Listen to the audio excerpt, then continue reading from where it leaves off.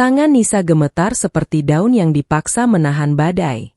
Di sekelilingnya, suara orang-orang bercampur jadi satu dengung yang menusuk telinga.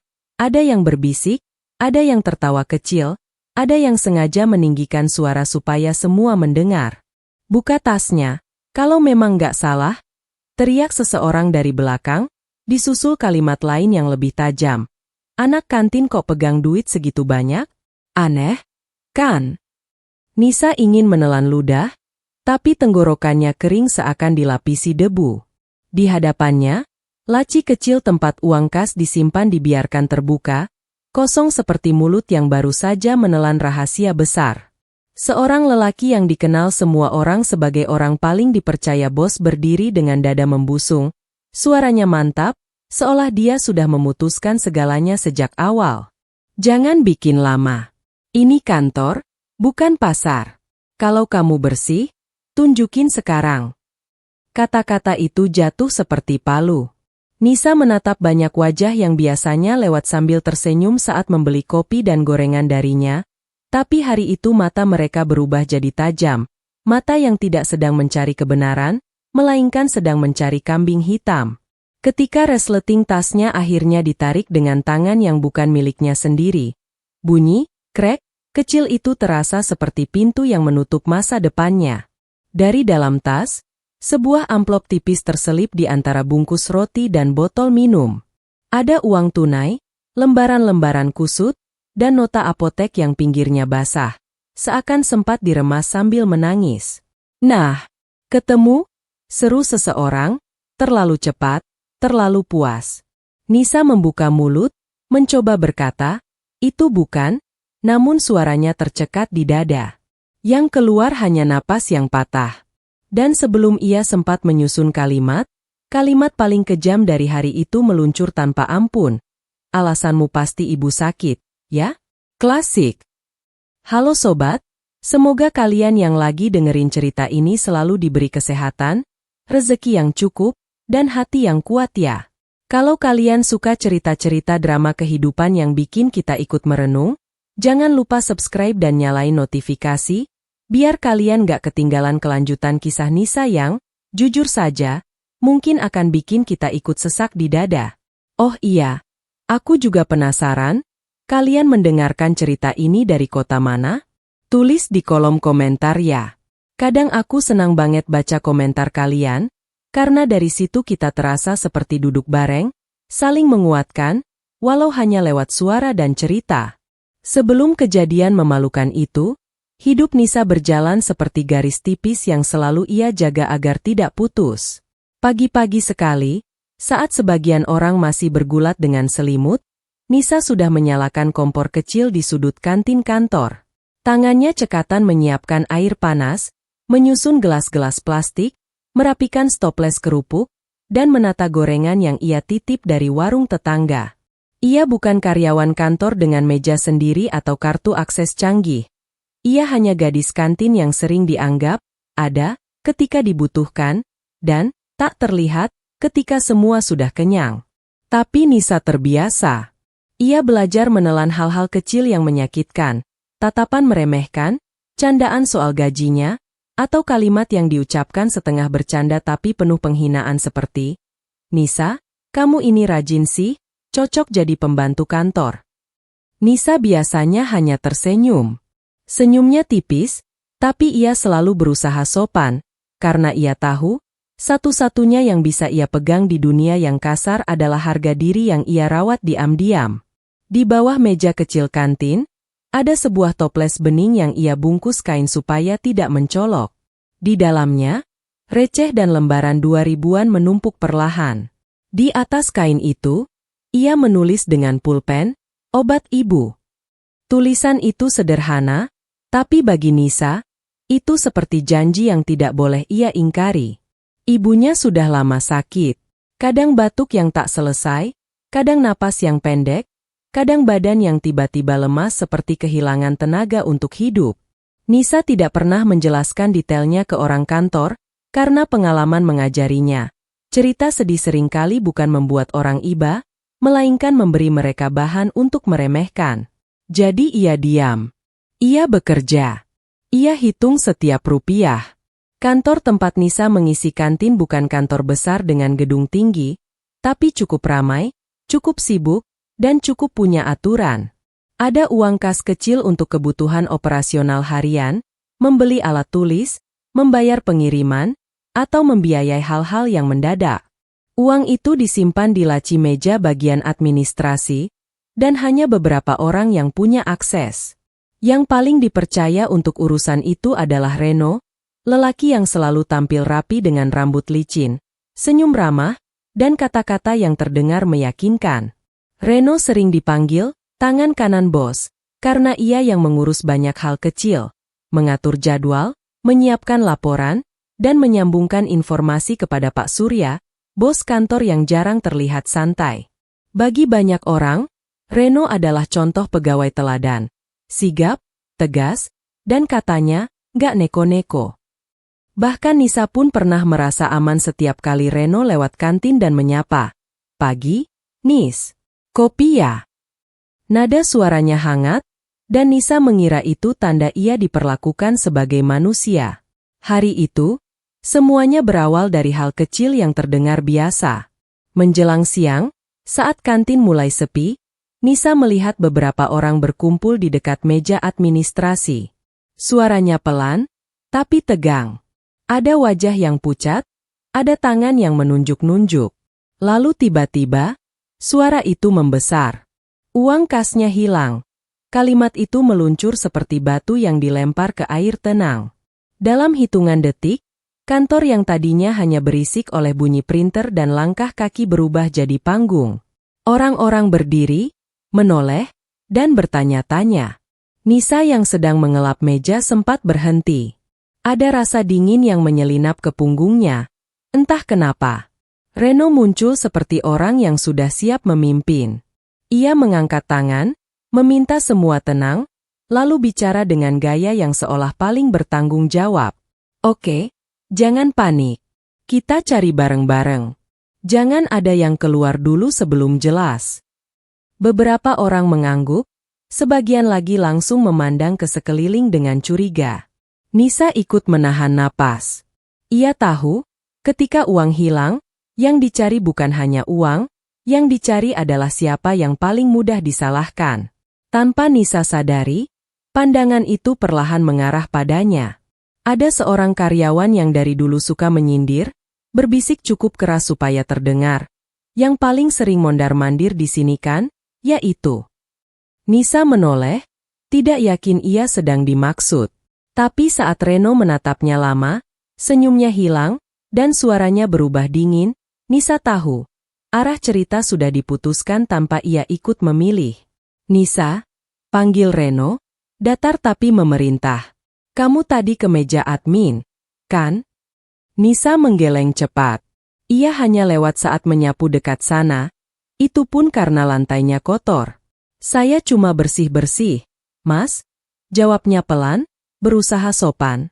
Reno melangkah mendekat, lalu mengucapkan kalimat yang membuat jantung Nisa seperti jatuh.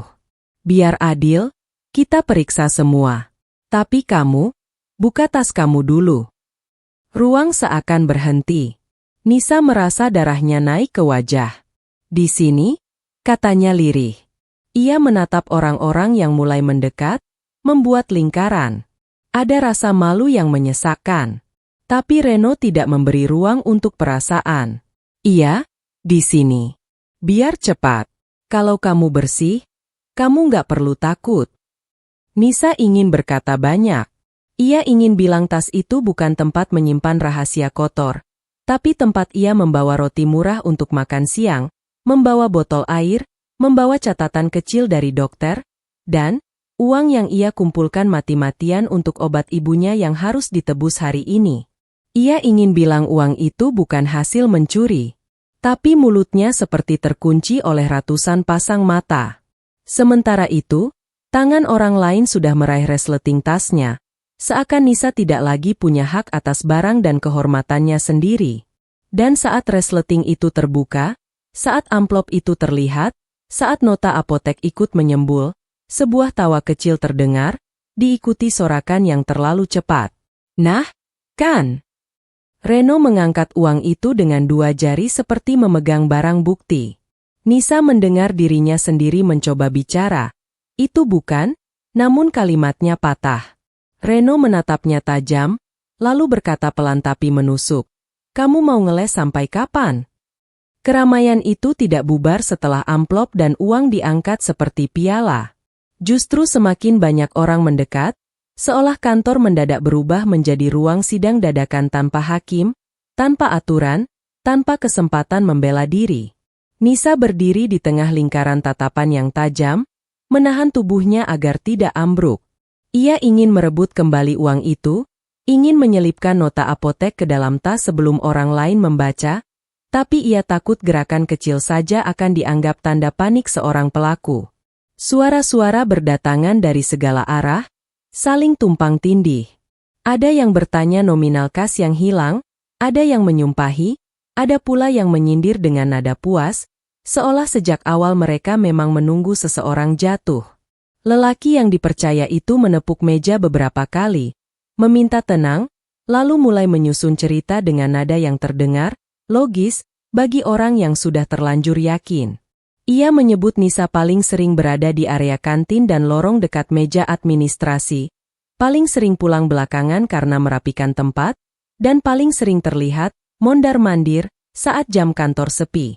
Nisa mencoba memotong, mengatakan ia hanya bekerja dan membersihkan seperti biasa, tapi suaranya kalah. Setiap ia membuka mulut, selalu ada yang menyambar lebih dulu, ya masa kebetulan terus, atau kita semua juga kerja capek, gak nyolong juga. Nisa menelan ludah dengan susah payah. Ia memaksa dirinya tetap bicara, menyebut uang itu bukan dari kas, melainkan hasil gabungan gaji dan pinjaman kecil yang ia kumpulkan untuk menebus obat ibunya. Kalimat itu seharusnya membuat orang berhenti sejenak, namun justru menjadi bahan baru. Ada tawa pendek yang terdengar sinis. Nah, tuh kan. Ibu sakit. Alasan paling laku. Nisa merasa wajahnya panas, bukan karena malu semata, tapi karena sakit hati. Ia tidak pernah menjual kesedihan ibunya untuk simpati. Ia hanya berkata karena terdesak. Karena itu satu-satunya kebenaran yang ia punya. Kondisi makin parah ketika beberapa orang mulai mengorek detail, menuntut bukti seketika. Dari mana uang itu? Kenapa tidak bilang dari awal? Kenapa uangnya disimpan di amplop? Pertanyaan-pertanyaan itu menghantam tanpa jeda, seperti pukulan yang tidak memberi waktu untuk menarik napas. Nisa menunjukkan nota apotek yang pinggirnya kusut, tapi seseorang mencibir bahwa nota bisa dibuat-buat. Nisa menggeleng, tangannya gemetar saat mencoba meraih ponselnya. Ia ingin membuka riwayat transaksi, ingin menunjukkan ia baru saja menarik uang dari ATM, ingin membuktikan bahwa ini bukan uang kas kantor. Namun sebelum ia sempat, sebuah kalimat mengunci dirinya. Kalau kamu nggak salah, ya gampang. Buka rekeningmu sekarang. Tunjukin mutasi. Nada itu terdengar seperti permintaan biasa, padahal itu perintah yang merampas privasi. Nisa mundur setengah langkah. Ia tidak siap memperlihatkan isi hidupnya di depan orang banyak, apalagi di tengah tuduhan. Kata, polisi, mulai melayang-layang, diucapkan dengan ringan, seperti tombol yang siap ditekan kapan saja. Ancaman pemecatan juga diselipkan dengan santai, seolah pekerjaan Nisa tidak berarti apa-apa. Kamu pikir ini cuma uang receh? Seseorang berkata keras. Ini uang kantor. Kalau sekarang dibiarkan, besok-besok makin parah. Nisa ingin berteriak bahwa ia tidak pernah mengambil sepeser pun yang bukan miliknya, tapi tenggorokannya terasa tersumbat. Di antara kerumunan, ada beberapa orang yang menatap ragu, tapi mereka memilih diam, diam yang jauh lebih menyakitkan daripada kata-kata kasar, karena diam itu berarti membiarkan. Di tengah tekanan itu, ponsel Nisa bergetar di dalam saku. Ia melihat layar sekilas dan jantungnya seperti diremas. Panggilan dari nomor apotek langganan ibunya. Nisa menjawab dengan suara yang hampir tidak keluar, dan kalimat dari seberang membuat kakinya lemas. Obat yang dipesan tidak bisa ditahan lama, karena stok terbatas. Jika tidak ditebus hari ini, kemungkinan besar harus menunggu lagi. Nisa memejamkan mata.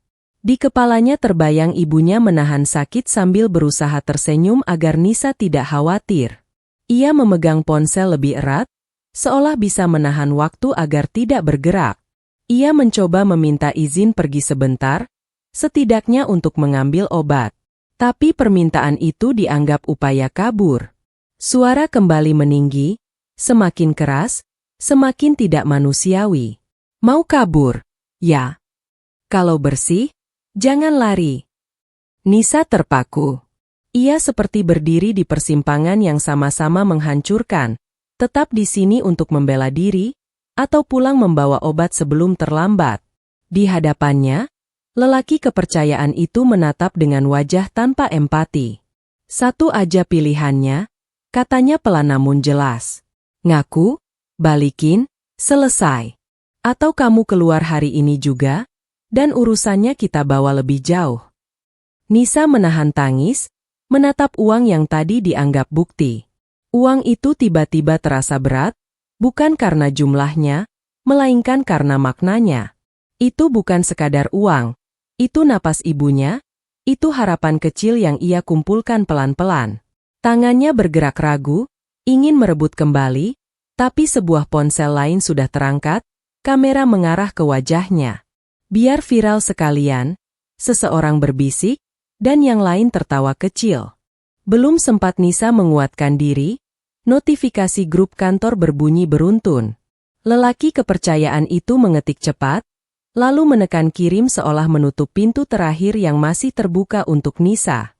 Dalam hitungan detik, layar-layar ponsel di tangan karyawan lain menyala dengan pesan yang sama. Pelaku pencurian sudah ketemu.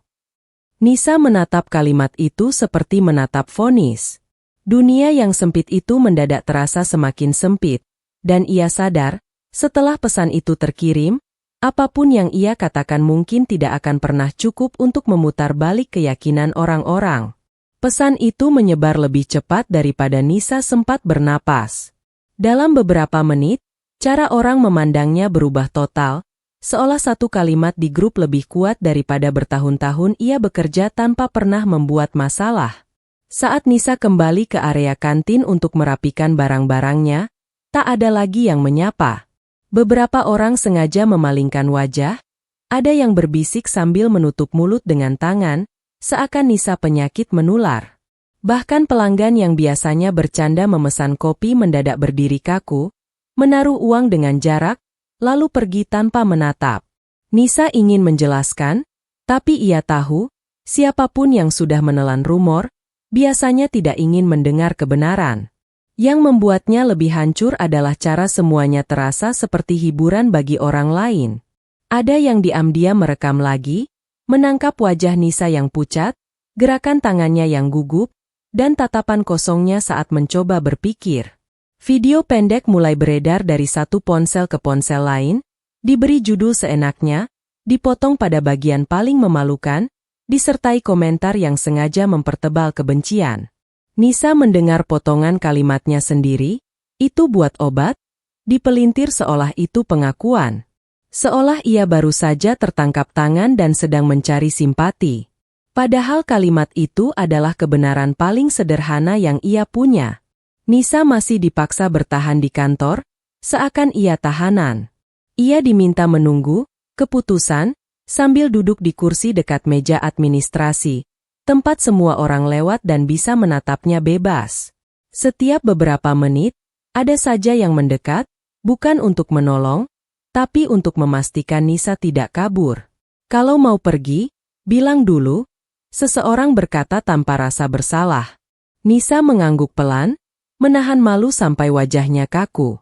Ia tidak ingin membuat keributan, karena ia tahu satu gerakan salah akan menjadi alasan baru untuk memperkuat tuduhan. Telepon dari apotek kembali masuk. Nisa menjawab dengan tangan gemetar, mendengar nada tegas yang tidak salah, tapi tetap terasa seperti pukulan. Obat ibunya tidak bisa ditahan lama, dan jika lewat hari itu, belum tentu ada stok besok. Nisa menutup mata, menahan napas, berusaha mengingat bahwa ibunya lebih penting daripada apapun. Ia mencoba meminta izin sekali lagi. Suaranya serak. Saya cuma mau tebus obat ibu sebentar. Saya balik lagi. Namun permintaan itu ditanggapi dengan tatapan curiga. Ada yang mendecak. Ada yang menyindir. Ibu lagi, ibu lagi. Akhirnya, Nisa pulang bukan sebagai orang bebas, melainkan sebagai orang yang sudah dicap. Ia melangkah keluar kantor dengan kepala menunduk, menahan air mata yang sudah panas di pelupuk. Di luar, udara terasa lebih berat daripada biasanya. Di perjalanan menuju kontrakan, ponselnya bergetar terus, bukan pesan yang menenangkan, melainkan hujan kata-kata yang menusuk. Ada yang mengirim tangkapan layar grup kantor lain. Ada yang menulis tanpa malu. Balikin duitnya, jangan bikin malu. Ada yang lebih kejam, orang kayak gini pantasnya di penjara. Nisa membaca semuanya seperti membaca batu nisan untuk hidupnya sendiri, lalu mematikan ponsel agar tidak hancur di jalan. Kontrakan kecil itu menyambutnya dengan sunyi yang menyakitkan. Ibunya terbaring di kasur tipis, napasnya pendek-pendek, wajahnya pucat, tapi masih berusaha tersenyum saat Nisa masuk. Kamu pulang cepat, ucap ibunya pelan, seolah itu kabar baik. Nisa memaksakan senyum balasan, namun matanya langsung memanas. Ia membuka kantongnya, merogoh amplop yang tadi dipermalukan orang, lalu memandang uang itu lama. Uang itu ada, tapi semuanya tidak lagi sama. Separuh dari uang itu sudah seperti terbakar oleh rasa malu dan hinaan yang ia telan di depan orang banyak. Dengan langkah cepat, Nisa berangkat ke apotek. Tapi di sana, ia mendapati kenyataan yang membuat lututnya hampir goyah. Jumlah uangnya tidak cukup untuk obat lengkap yang dibutuhkan ibunya. Ada kekurangan. Tidak besar bagi orang yang hidup lapang, tapi bagi Nisa, itu jurang. Ia menatap daftar harga, menelan ludah, dan meminta opsi termurah. Petugas apotek menjelaskan seperlunya. Tetap sopan, namun tegas soal aturan. Nisa mencoba tersenyum sambil mengangguk. Padahal dadanya sesak. Ia keluar apotek membawa obat yang tidak lengkap, merasa seperti membawa payung bolong untuk menghadapi hujan deras. Di jalan pulang, Nisa berhenti di depan kios kecil yang menerima barang bekas. Ia memandang ponselnya, ponsel tua yang layarnya sudah retak, tapi masih bisa dipakai untuk kerja. Ia juga memandang cincin sederhana di jarinya, satu-satunya peninggalan berharga yang selalu ia pakai bukan untuk gaya, melainkan untuk mengingat bahwa pernah ada masa ia merasa aman dalam keluarga.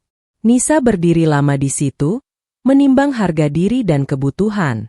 Pada akhirnya, ia melepas cincin itu lebih dulu.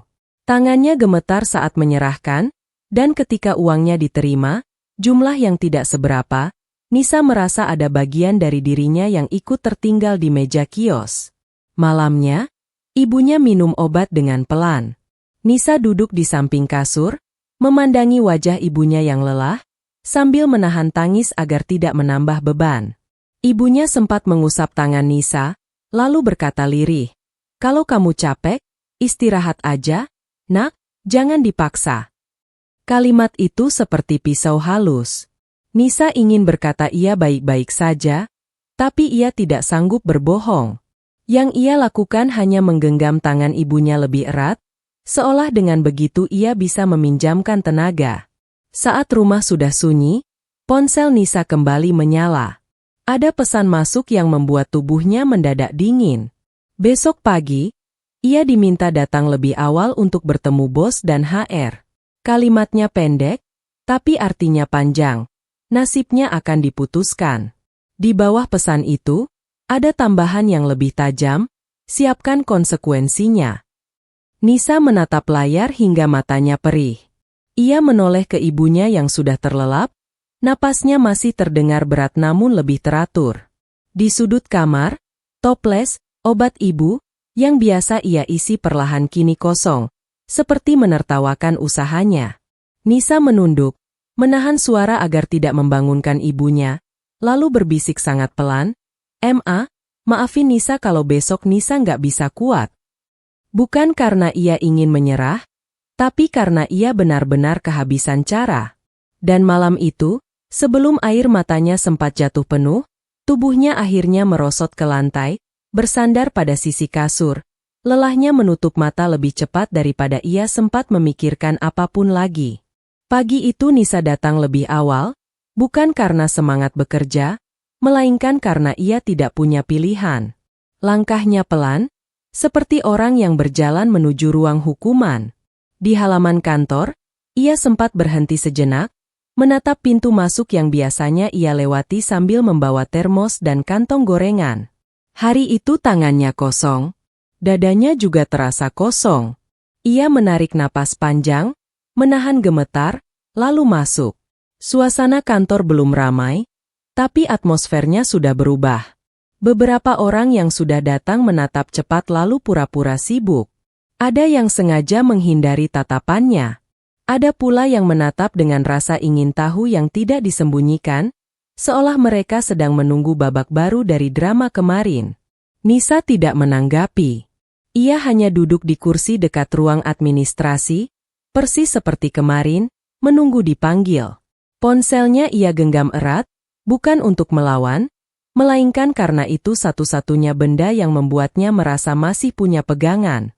Tidak lama kemudian, pintu ruang rapat terbuka. Nisa dipanggil masuk. Ruangan itu dingin, bukan karena AC, melainkan karena orang-orang di dalamnya terlihat seperti sudah punya kesimpulan. Di ujung meja duduk Pak Surya, bos yang selama ini jarang berinteraksi langsung dengan Nisa. Wajahnya serius, matanya tajam, tapi ada lelah di garis rahangnya. Di sampingnya ada staf HR yang membawa map tebal. Di sisi lain, lelaki yang kemarin paling lantang menuduh duduk dengan posisi percaya diri, bahkan sempat mengangguk kecil pada bos seolah berkata, "Tenang, saya sudah urus." Nisa berdiri di depan meja. Untuk sesaat, ia ingin meminta maaf atas sesuatu yang tidak ia lakukan, bukan karena ia bersalah, tapi karena tekanan membuat manusia ingin cepat selesai. Namun ingatan tentang ibunya menahan sakit, tentang cincin yang ia lepas, tentang toples, obat ibu, yang kosong, membuatnya menelan kata itu. Ia tidak boleh mengakhiri ini dengan kebohongan. Ia tidak boleh meninggalkan luka ini tanpa kebenaran. Pak Surya membuka pembicaraan dengan nada datar, tapi jelas kesal. Ia menyebut nama kantor, reputasi, dan video yang sudah beredar. Ia bertanya apa yang sebenarnya terjadi. Lelaki kepercayaan itu langsung menjawab cepat, rapi, seolah sudah menghafal skrip. Ia menjelaskan kronologi versinya. Uang kas hilang, Nisa terlihat di sekitar area, lalu ditemukan uang di tasnya. Setiap kalimatnya terdengar meyakinkan, apalagi bagi orang yang ingin masalah cepat selesai. Ia menambahkan, "Saya sebenarnya nggak mau bikin ramai, Pak. Tapi ini menyangkut kepercayaan." Nisa menatap meja, menahan napas. Ia menunggu giliran bicara, tapi rasa takut membuat lidahnya kaku. HR akhirnya menoleh dan meminta Nisa menjelaskan. Nisa mengangkat wajah perlahan. Suaranya tidak keras, tapi jelas. Ia mengulang apa yang kemarin ia katakan. Uang di amplop itu untuk obat ibunya, nota apotek itu asli, dan ia tidak mengambil uang kas. Ia tidak menambah bumbu, tidak menangis berlebihan. Ia hanya memohon satu hal yang terdengar sederhana tapi ternyata mahal di tempat itu. "Saya cuma minta diperiksa adil. Kalau memang saya yang ambil, saya terima. Tapi saya mohon, jangan putuskan tanpa bukti." Kalimat itu membuat ruangan hening sebentar. Pak Surya tidak langsung menjawab. Ia menatap Nisa lama, lalu menoleh kepada HR dan bertanya pelan, "Di kantor ini ada CCTV dekat area kas, kan?" HR mengangguk. Pertanyaan itu membuat lelaki kepercayaan itu bergerak sedikit, seolah punggungnya mendadak tidak nyaman. Ia tersenyum tipis dan berkata, "CCTV-nya, kebetulan lagi error, Pak. Kadang mati sendiri. Saya sudah cek kemarin." Pak Surya menatapnya tanpa senyum. "Error yang pas banget ya," katanya singkat. Lalu ia menoleh ke HR, suaranya tegas, Minta cek rekaman dari server, bukan dari layar monitor. Sekarang, beberapa menit terasa panjang seperti jam. Nisa duduk di kursi ujung, menatap lantai, mendengar suara langkah keluar masuk, pintu dibuka, pintu ditutup, suara bisik-bisik yang tertahan. Lelaki kepercayaan itu terlihat berusaha tetap tenang, tapi jemarinya mengetuk meja pelan, terlalu sering untuk orang yang tidak punya beban. HR juga terlihat fokus, sementara Pak Surya duduk dengan tangan menyilang, menunggu seperti orang yang tidak ingin mendengar alasan lagi. Akhirnya, staf IT masuk membawa laptop. Mereka meminta izin memutar rekaman. Ruangan kembali sunyi. Nisa menahan napas, karena di titik itu, hidupnya terasa bergantung pada layar kecil yang sebentar lagi menyala. Rekaman diputar. Jam di pojok layar menunjukkan hari sebelumnya. Terlihat lorong dekat meja administrasi, laci kas berada di sisi yang sedikit tertutup. Nisa muncul beberapa kali, tapi selalu dengan alat bersih-bersih, sapu, lap, kantong sampah. Ia menunduk, membersihkan lantai, lalu pergi. Tidak ada gerakan membuka laci, tidak ada amplop berpindah tangan. Nisa merasa dadanya sedikit longgar, tapi ia belum berani berharap terlalu tinggi. Ia tahu, kadang bukti pun bisa dipelintir. Lalu layar menunjukkan jam yang lebih malam, saat kantor mulai sepi. Pintu lorong terbuka, dan masuklah sosok yang langkahnya dikenal banyak orang. Pakaian rapi, gerakan santai, seperti orang yang tidak merasa sedang melakukan sesuatu yang salah. Sosok itu berhenti di meja administrasi. Tangannya merogoh saku, mengeluarkan sesuatu yang berkilat kecil. Kunci. Ia membuka laci. Ia menunduk sebentar. Lalu terlihat jelas, ia mengambil sebuah amplop dari dalam, memasukkannya ke map, dan menutup laci kembali. Setelah itu ia menoleh sebentar ke arah kamera, seperti refleks orang yang takut tertangkap, lalu berjalan keluar. Nisa tidak langsung menyadari siapa itu, karena pikirannya masih berusaha memahami. Tapi ketika sosok itu menoleh, wajahnya tertangkap terang oleh cahaya lorong. Ruangan rapat seakan kehilangan oksigen. HR menutup mulutnya dengan tangan. Pak Surya menegakkan badan, matanya menajam. Dan lelaki kepercayaan yang dari tadi duduk penuh percaya diri, tiba-tiba pucat. "Bos," kata Pak Surya. Layar membeku di momen wajah itu jelas. Tidak ada lagi ruang untuk berdalih. Tidak ada lagi celah untuk menyalahkan orang lain. Bukti itu bukan gosip, bukan asumsi, bukan, katanya. Itu rekaman. Itu kenyataan yang selama ini ditutup rapat. Lelaki kepercayaan itu mencoba bicara cepat, suaranya terdengar berbeda, lebih tipis. "Pak, itu, saya bisa jelasin." "Tahan," potong Pak Surya, suaranya rendah tapi menekan. Ia menoleh ke HR. "Cek transaksi uang kas. Cocokkan tanggal dan jam. Kalau perlu, cek mutasi rekening kantor." HR segera membuka laptop lain dan menelepon bagian keuangan. Beberapa menit kemudian, mereka menemukan pola yang membuat semua orang semakin diam. Ada transfer keluar dari rekening kas operasional ke rekening tujuan yang tidak seharusnya, lalu penarikan cepat. Jumlahnya tidak sekali. Ada jejak yang rapi, tapi terlalu rapi untuk kebetulan. Nisa duduk membeku. Di kepalanya berputar wajah-wajah kemarin. Orang yang menertawakannya, orang yang memaksa tasnya dibuka, orang yang menyebut ibunya alasan klasik. Ia tidak merasa menang. Ia hanya merasa lelah. Lelah karena ternyata kebenaran memang ada, tapi ia harus jatuh dulu sampai hampir tidak punya apa-apa untuk bisa dilihat. Pak Surya menatap Nisa, kali ini dengan mata yang berbeda.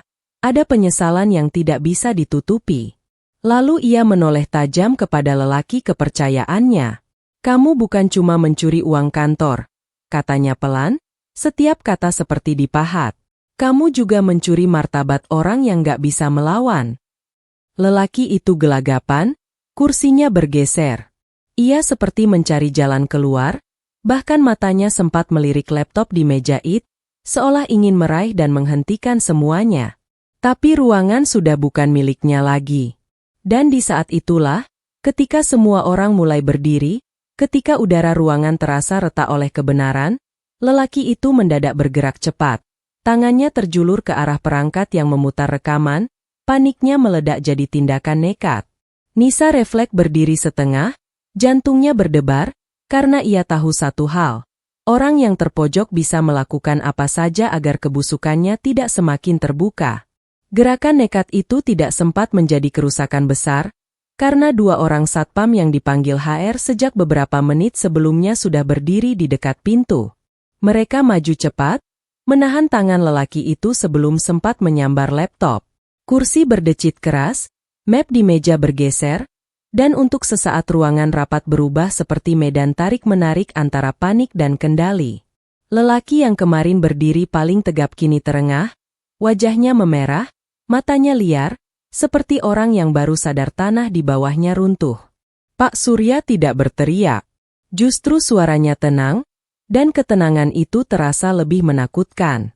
Ia memberi isyarat agar satpam melepaskan, tapi tetap berjaga. "Kamu duduk," katanya pelan. "Kamu akan jelaskan semuanya. Dan kamu akan tanggung semuanya."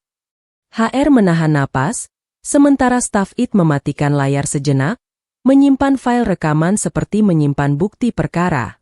Nisa berdiri di pinggir meja, tubuhnya masih bergetar, bukan karena takut pada lelaki itu lagi, melainkan karena ia baru saja melewati pintu yang hampir menutup hidupnya. Lelaki itu mencoba bicara dengan terbata-bata. Pada awalnya ia masih mencoba menyusun kalimat yang terdengar masuk akal.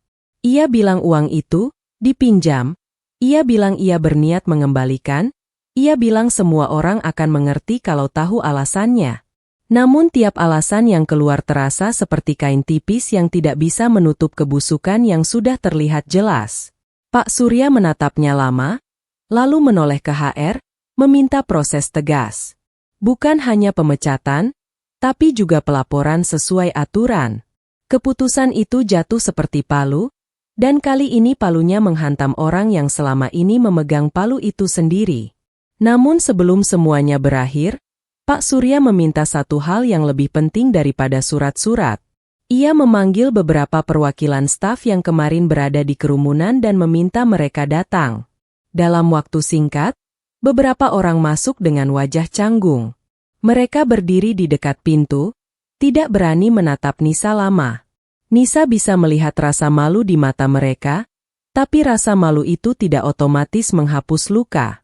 Pak Surya memulai dengan kalimat yang membuat ruangan terasa lebih sunyi. Ia mengatakan bahwa Nisa tidak bersalah. Ia mengatakan bahwa tuduhan kemarin adalah kesalahan besar. Ia mengatakan bahwa kantor tidak akan membiarkan budaya menghakimi tanpa bukti. Tidak ada kalimat yang panjang, tapi tiap kata jelas. HR langsung menyusun klarifikasi resmi untuk grup kantor, memerintahkan agar video yang beredar dihapus, dan memperingatkan bahwa penyebaran konten yang merendahkan karyawan bisa berujung sanksi. Beberapa orang menunduk. Ada yang memegang ponsel seperti memegang batu panas. Nisa mendengar semua itu, tapi di dalam dirinya tidak ada perasaan menang seperti yang orang bayangkan. Ia hanya merasa dadanya penuh dengan sesuatu yang sulit diberi nama. Ia ingin marah, tapi lelah. Ia ingin menangis, tapi sudah terlalu sering menahan sampai air mata terasa kering. Ia menatap orang-orang yang dulu membeli kopi darinya dan kini terlihat seperti ingin menelan kata-kata mereka sendiri. Lalu ia berkata pelan, tanpa nada tinggi, tanpa drama, hanya kebenaran yang dingin. "Kemarin saya dipaksa buka tas di depan banyak orang. Saya dipaksa seolah saya bukan manusia. Kalau hari ini kalian minta maaf, saya dengar. Tapi saya nggak akan pura-pura luka itu hilang cuma karena kalian sadar salah." Salah satu staf perempuan yang kemarin paling lantang menuduh menatap lantai, lalu berbisik minta maaf. Suaranya kecil, seolah takut terdengar. Nisa tidak langsung membalas. Ia hanya mengangguk sekali, bukan tanda memaafkan sepenuhnya, tapi tanda bahwa ia tidak ingin memperpanjang kebencian. Namun sebelum suasana berubah menjadi basa-basi, Ponsel Nisa bergetar. Kali ini bukan dari apotek, melainkan dari tetangga kontrakannya. Kalimat di layar membuat wajah Nisa langsung pucat. Ibunya drop lagi, napasnya berat, dan tetangga sudah bersiap memanggil bantuan. Nisa berdiri begitu cepat sampai kursinya hampir jatuh. "Saya harus pulang," katanya singkat. Pak Surya langsung bereaksi, seolah baru ingat bahwa di balik kasus uang kas ada kehidupan yang lebih genting. Ia bertanya singkat tentang kondisi Ibu Nisa dan tanpa banyak bicara menyuruh HR mengurus bantuan. Ia juga memerintahkan seorang staf untuk mengantar Nisa, bukan sebagai pengawalan, tapi sebagai bentuk tanggung jawab yang terlambat. Namun Nisa sudah tidak sanggup menunggu. Ia hanya ingin sampai ke ibunya secepat mungkin. Di luar kantor, langit mendung seperti ikut menahan napas. Jalanan basah oleh gerimis yang turun tiba-tiba. Nisa berlari kecil, menahan tasnya yang kini terasa lebih ringan karena uangnya sudah berkurang, tapi terasa lebih berat karena semua penghinaan masih menempel di ingatan. Di kepalanya hanya ada satu wajah. Wajah ibunya yang semalam bilang jangan memaksa diri. Nisa ingin memeluknya, ingin bilang semuanya sudah terbukti, ingin bilang ia tidak mencuri. Tapi ia takut ia terlambat. Saat sampai di kontrakan, tetangga sudah menunggu di depan pintu dengan wajah panik. Nisa masuk dan langsung melihat ibunya terbaring lemah, dadanya naik turun cepat, bibirnya pucat. Nisa menahan tangis, mendekat, menggenggam tangan ibunya yang dingin. Ia memanggil pelan, berkali-kali, seperti anak kecil yang takut kehilangan. Tetangga membantu menyiapkan air, menenangkan, memanggil ojek untuk membawa ke klinik terdekat jika perlu. Nisa menatap obat yang tidak lengkap di meja kecil, dan rasa bersalah menyambar lagi. Semua ini terjadi karena kemarin ia dipaksa memilih antara kehormatan dan obat. Di tengah kekacauan itu, ponsel Nisa berbunyi lagi. Kali ini panggilan dari HR. Suara di seberang terdengar cepat namun jelas. Kantor akan menanggung biaya pengobatan darurat dan meminta Nisa fokus pada ibunya dulu. Tidak ada syarat. Tidak ada kalimat manis yang berlebihan. Hanya keputusan yang seharusnya diberikan sejak awal, ketika Nisa pertama kali berkata uang itu untuk obat. Malamnya, setelah kondisi ibunya sedikit stabil, Nisa duduk di lantai dekat kasur, punggungnya bersandar pada dinding. Tubuhnya lelah, tapi matanya tetap terbuka. Ia ingat wajah lelaki yang terbongkar di CCTV, ingat kepanikannya saat kebenaran menempel pada kulitnya. Karma memang berjalan, tapi Nisa sadar karma tidak selalu terasa manis. Kadang karma hanya mengembalikan kebenaran ke tempatnya, sementara luka tetap tinggal pada orang yang sudah telanjur dijatuhkan. Di luar, hujan mulai deras. Nisa menatap jendela yang berembun dan mengusap wajahnya pelan. Ia tidak tahu bagaimana hari-hari setelah ini akan berjalan. Ia hanya tahu satu hal. Ia tidak akan lagi membiarkan siapapun memperlakukannya seperti barang bukti. Dan jika besok ia harus berdiri lagi di kantor itu, ia akan berdiri bukan sebagai gadis kantin yang mudah disalahkan, tapi sebagai seseorang yang pernah dihancurkan, dan memilih tetap jujur sampai kebenaran membuka pintunya sendiri. Pagi berikutnya datang tanpa suara meriah, hanya cahaya pucat yang masuk dari celah tirai kontrakan. Nisa terbangun dengan badan pegal karena semalaman tidur setengah duduk di sisi kasur. Hal pertama yang ia lakukan adalah memeriksa napas ibunya. Tidak ada kepanikan seperti kemarin, tapi napas itu masih terdengar berat, seperti orang yang harus bekerja keras hanya untuk tetap hidup. Ibunya membuka mata pelan, menatap Nisa dengan sorot yang lelah namun hangat. "Kamu nggak tidur, ya?" bisiknya. Nisa menggeleng, tersenyum kecil, lalu merapikan selimut ibunya, berusaha membuat pagi itu tampak biasa. Padahal dalam dada Nisa, semalam belum benar-benar berakhir. Beberapa jam kemudian, pesan dari kantor masuk. Bukan lagi kalimat dingin tentang konsekuensi, melainkan pemberitahuan bahwa Nisa diberi waktu untuk mengurus ibunya tanpa dipotong upah hariannya. HR juga menuliskan klarifikasi resmi yang dikirim ke grup kantor. Nisa tidak bersalah, tuduhan kemarin adalah kesalahan, dan pelaku sudah ditangani sesuai prosedur. Nisa membaca kalimat-kalimat itu sekali, lalu meletakkan ponselnya. Ia tidak merasa menang. Ia hanya merasa ada beban yang sedikit terangkat dari pundaknya, meski bekas tekanannya masih ada. Siangnya, seorang staf kantor datang membawa titipan, obat lengkap yang sempat kurang, juga beberapa kebutuhan dasar untuk ibunya.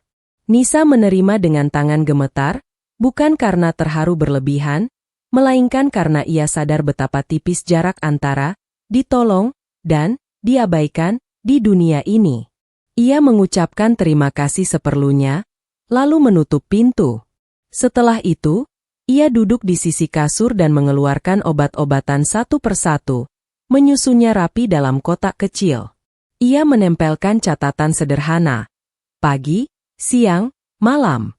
Tindakan kecil itu membuat dadanya sedikit lega, karena untuk pertama kalinya dalam beberapa hari, ia merasa bisa mengendalikan sesuatu. Beberapa hari berlalu. Kondisi ibunya membaik pelan-pelan. Tidak sepenuhnya pulih, tapi cukup stabil untuk tersenyum lagi tanpa dipaksakan. Di sela waktu menjaga ibunya, Nisa menerima panggilan dari kantor untuk bertemu Pak Surya. Ia sempat ragu. Luka kemarin masih terasa segar. Namun ada satu hal yang lebih besar daripada rasa takut. Ia tidak ingin kebenaran berhenti hanya di CCTV dan grup chat. Ia ingin ada perubahan, supaya tidak ada Nisa lain yang dipermalukan hanya karena lemah. Saat akhirnya Nisa datang ke kantor, suasana terasa berbeda. Tidak semua orang berubah menjadi baik, tapi ada sesuatu yang jelas. Banyak yang kini menunduk ketika Nisa lewat. Beberapa orang berusaha tersenyum canggung, beberapa lain pura-pura sibuk. Nisa tidak mencari balasan. Ia hanya berjalan dengan kepala tegak, karena ia sudah pernah berjalan dengan kepala tertunduk dan itu hampir menghancurkannya. Di ruang Pak Surya, pembicaraan berlangsung singkat namun berat. Pak Surya meminta maaf secara langsung, bukan dengan kalimat manis yang menghapus semuanya, tetapi dengan pengakuan yang jujur bahwa ia membiarkan orang kepercayaannya memegang terlalu banyak kuasa, dan membiarkan budaya kantor terbentuk tanpa kontrol. Ia mengakui kesalahan terbesar kemarin bukan hanya uang yang hilang, melainkan martabat manusia yang diinjak demi cepat selesai. Nisa mendengarkan tanpa memotong. Setelah Pak Surya selesai, Nisa berkata pelan, "Saya nggak minta semua orang suka sama saya. Saya cuma minta satu. Kalau ada masalah, cari bukti dulu. Jangan cari orang paling lemah dulu." Pak Surya mengangguk. Ia menyebutkan perubahan yang akan diterapkan. Akses uang kas dibatasi, kunci diganti, audit dilakukan rutin, dan aturan jelas tentang larangan mempermalukan karyawan di ruang publik. HR menambahkan, siapapun yang menyebarkan video penghinaan akan dikenai sanksi. Nisa mendengarkan semua itu, dan untuk pertama kalinya ia merasa permintaan sederhana tadi tidak dianggap remeh. Pak Surya juga menawarkan kompensasi untuk Nisa, bantuan pengobatan ibunya, ganti rugi atas hari-hari yang kacau, dan kesempatan menjadi pegawai tetap di bagian operasional kantin agar pendapatannya lebih stabil. Tawaran itu terdengar seperti pintu baru, tapi Nisa tidak langsung mengangguk. Ia menatap meja, mengingat kemarin-kemarin yang menelanjangi harga dirinya. Ia tahu, bertahan di tempat yang pernah mempermalukannya butuh hati yang kuat. Namun ia juga tahu, pulang membawa ibunya tanpa kepastian penghasilan adalah risiko lain. Pada akhirnya, Nisa memilih jalan yang tidak sepenuhnya orang duga. Ia menerima bantuan pengobatan ibunya, tapi ia meminta waktu untuk memikirkan posisi tetap itu. Dalam hatinya, ia mulai menyusun rencana kecil, membuka warung sederhana di depan kontrakan, menjual kopi dan gorengan seperti yang ia lakukan di kantor, tapi kali ini di tempat yang tidak mudah menghakiminya. Pak Surya, mungkin karena rasa bersalah yang nyata, menawarkan dukungan modal kecil sebagai bentuk tanggung jawab, bukan sebagai uang tutup mulut. Nisa menerima bukan untuk menjilat luka, melainkan untuk mengubah luka itu menjadi pegangan baru. Malamnya, Nisa duduk di samping ibunya yang sudah bisa makan beberapa suap dengan lebih tenang. Ibunya menatap Nisa lama, lalu tersenyum tipis. Kamu pasti capek sekali, ucapnya lirih. Nisa menggeleng, tapi kali ini air matanya jatuh juga. Bukan tangis putus asa, melainkan tangis yang selama ini ia tahan agar terlihat kuat. Ia menggenggam tangan ibunya dan berkata pelan, "Aku cuma takut kehilangan ibu. Dan kemarin, aku takut semua orang percaya aku jahat." Ibunya mengusap punggung tangan Nisa, gerakannya lemah namun penuh kasih. "Orang bisa salah menilai," katanya, "tapi hati yang baik akan ketemu jalannya sendiri." Beberapa minggu kemudian, di depan kontrakan kecil itu, sebuah meja lipat berdiri dengan termos kopi dan beberapa toples makanan ringan. Tidak mewah, tapi jujur. Nisa menempel tulisan kecil di kardus bersih, "Kopi hangat, bayar seikhlasnya." Beberapa tetangga mulai mampir, sekadar membeli atau sekadar mengobrol. Nisa belajar tersenyum lagi, kali ini tanpa rasa takut. Ia tidak lupa pada kantor. Sesekali ia masih mengantar pesanan snack untuk acara, tapi ia tidak lagi berjalan dengan posisi paling bawah dalam pikirannya. Ia tahu siapa dirinya, orang yang pernah dijatuhkan, tapi tidak memilih membalas dengan kebusukan. Ia memilih bertahan dengan cara yang lebih sulit, tetap jujur saat dunia mendorongnya untuk menyerah. Dan disitulah pesan moral cerita ini menempel kuat, sobat. Kadang, yang paling menyakitkan bukan saat hidup menekan kita sampai terdesak, melainkan saat orang ramai-ramai merasa paling benar tanpa bukti, lalu menghancurkan seseorang hanya karena orang itu terlihat paling mudah disalahkan. Tapi kebenaran, walau lambat, punya cara sendiri untuk muncul. Dan martabat, sekali kita pegang kembali, tidak ada siapapun yang berhak merampasnya lagi.